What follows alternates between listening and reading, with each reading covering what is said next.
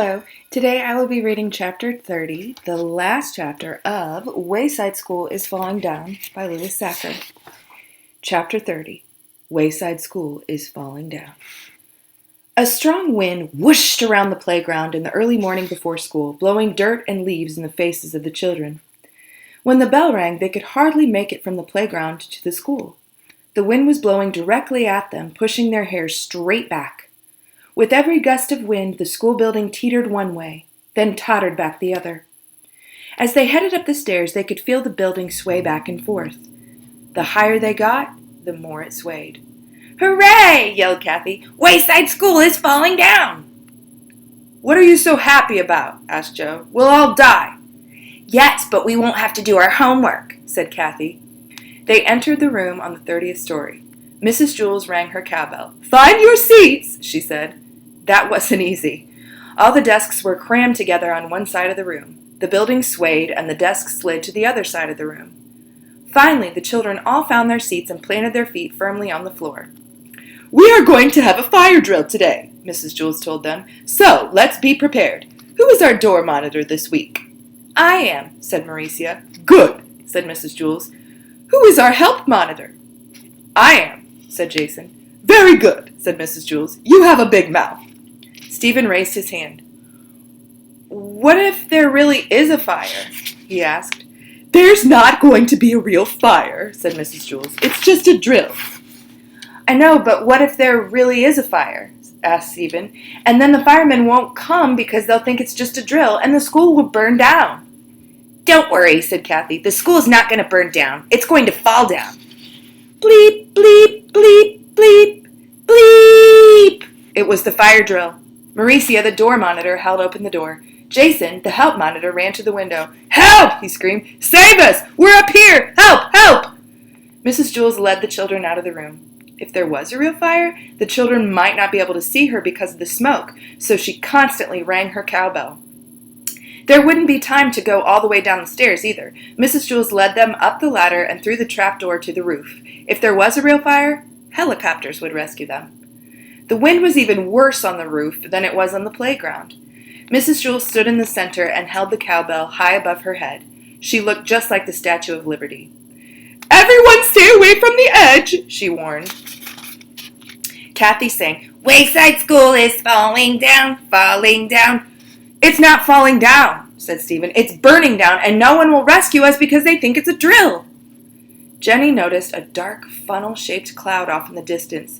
"Tornado!" she screamed. "We're all going to get sucked out of the roof!" The flash of lightning hit the sky, followed by a loud crack of thunder. "We're going to be struck by lightning!" shouted Todd. "No, we won't," said Stephen. "We'll burn in a fire." "No, we'll be sucked up in the tornado," said Jenny. "No, the school's going to fall down," said Kathy. Mrs. Jules continued to ring her cowbell. Kablonk, kablonk, kablonk.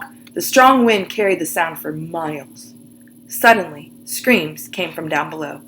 Then the whole building began to shake violently.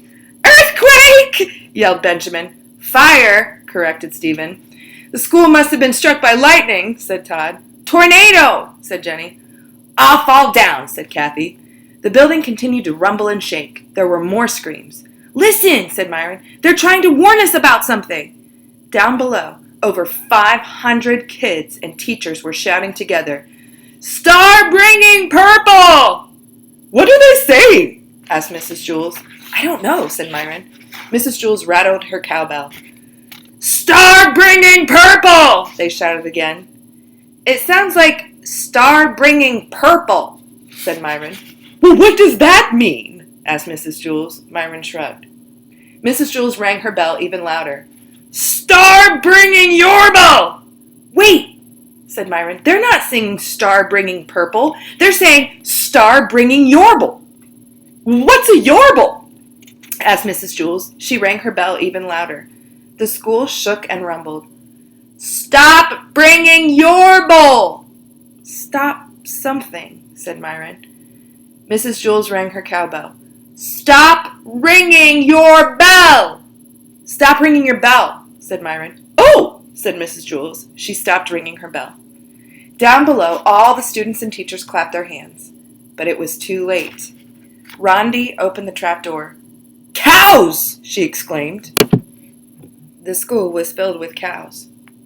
From all over the countryside, cows had heard Mrs. Jewell's cowbell and heeded the call.